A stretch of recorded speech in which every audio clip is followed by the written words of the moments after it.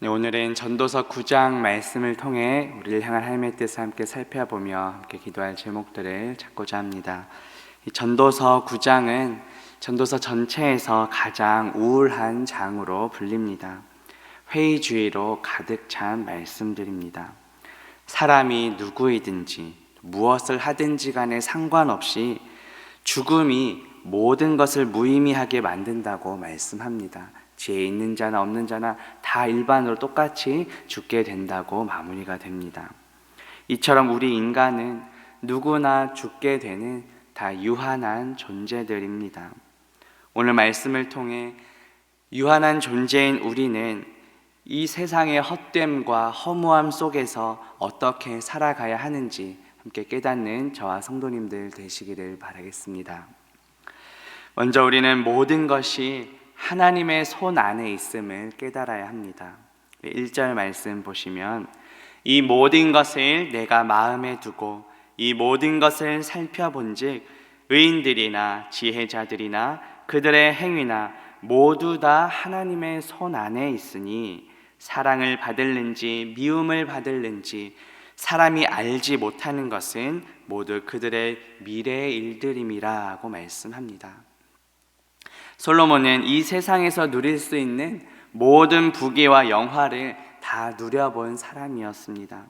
그러한 솔로몬이 모든 것이 다 하나님의 손 안에 있다고 고백합니다. 손 안에 있다는 것은 무슨 말입니까? 우리의 인생은 모두 다 하나님의 섭리 안에 있다는 것입니다. 나의 인생은 하나님의 돌보심 안에 있다는 뜻입니다. 인간은 자신의 인생을 결코 스스로 통제할 수 없습니다. 우리는 우리 스스로를 구원할 수도 없습니다. 하나님께서는 하나님의 형상대로 인간을 창조하셨습니다. 그리고 그냥 내버려 두지 않으시고 하나님의 섭리와 돌보심 가운데 인도해 가십니다. 우리는 누구의 뜻대로 살아가고 있습니까? 내 삶의 주인은 누구입니까? 하나님의 말씀에 다스림을 받아야 하는데 내 생각과 내 욕심, 내 뜻이 하나님의 말씀보다 더 앞서 있지는 않은지 돌아봅시다. 내 삶의 모든 것이 다 하나님의 손 안에 있음을 기억하고 모든 주권을 하나님께 맡기며 살아가는 저와 성도님들 되시기를 바라겠습니다.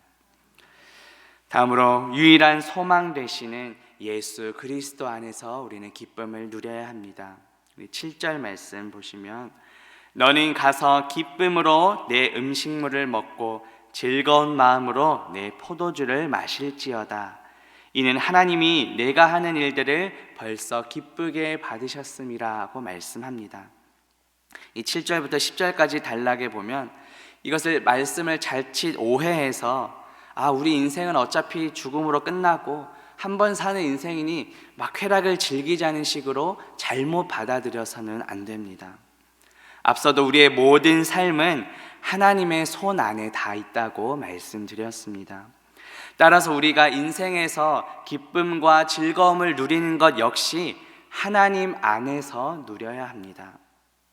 예수님께서는 누가복음 12장 그 한 부자의 비유를 통해 이것을 잘 보여주셨습니다. 그 비유에 등장하는 부자가 어떻게 말합니까? 누가복음 12장 19절에 보면 내가 내 영혼에게 이르되 영혼아 여러 해 쓸 물건을 많이 쌓아두었으니 평안히 쉬고 먹고 마시고 즐거워하자라고 부자가 이야기합니다. 그런데 하나님께서는 그 부자에게 어떻게 말씀하셨습니까? 누가복음 12장 20절과 21절에 보면 하나님은 이르시되 어리석은 자여 오늘 밤에 내 영혼을 도로 찾으리니 그러면 내 준비한 것이 누구의 것이 되겠느냐 하셨으니 자기를 위하여 재물을 쌓아두고 하나님께 대하여 부요하지 못한 자가 이와 같으니라고 말씀하십니다. 어제 설교 시간에 우리가 통계자료를 통해서 보았듯이 우리는 하나님을 향한 믿음보다도 이 세상의 부요함에 더 많이 관심을 갖고 있습니다. 물론 우리가 살아가는 이 세상에서 물질은 반드시 필요합니다. 하지만 물질을 향한 마음이 하나님을 향한 믿음보다 더 우선이 되어서는 안 될 것입니다. 하나님보다 높아진, 하나님보다 우선된 모든 것은 다 우상입니다. 그렇다면 우리가 궁극적으로 소망해야 할 것은 무엇일까요? 우리의 유일한 소망 되시는 예수 그리스도이십니다. 골로새서 1장 27절에 보면 하나님이 그들로 하여금 이 비밀의 영광이 이방인 가운데 얼마나 풍성한지를 알게 하려 하심이라. 이 비밀은 너희 안에 계신 그리스도시니 곧 영광의 소망이니라고 말씀합니다. 우리는 무엇을 소망하고 있습니까? 바울은 로마서 15장 12절에서 그 이사야 선지자의 예언을 인용하면서 이렇게 말씀합니다.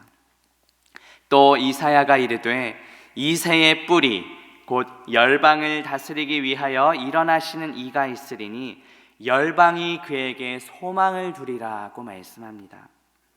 이새의 뿌리, 즉 다윗의 자손으로 오셔서 열방을 다스리시는 만왕의 왕이 누구십니까?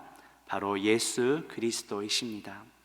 예수 그리스도께서는 우리 죄를 위해 십자가에서 죽으시고 부활하심으로 우리에게 부활의 소망을 주셨습니다. 만약 그리스도의 부활이 없었다면, 만약 주님께서 다시 살지 않으셨다면 우리가 믿는 것, 우리의 믿음 역시 헛된 것이 되고 말았을 것입니다. 바울은 고린도전서 15장 14절에서 이렇게 이야기합니다. 그리스도께서 만일 다시 살아나지 못하셨으면 우리가 전파하는 것도 헛것이요 또 너희 믿음도 헛것이라고 말씀합니다. 하지만 예수 그리스도께서는 사망 권세 이기시고 부활하셨습니다. 그리고 우리에게 부활의 소망을 주셨습니다. 따라서 우리의 믿음은 절대 헛된 것이 아닙니다. 우리의 참 소망 되시는 예수 그리스도 안에서 참된 기쁨을 누리는 저와 성도님들 되시기를 바라겠습니다.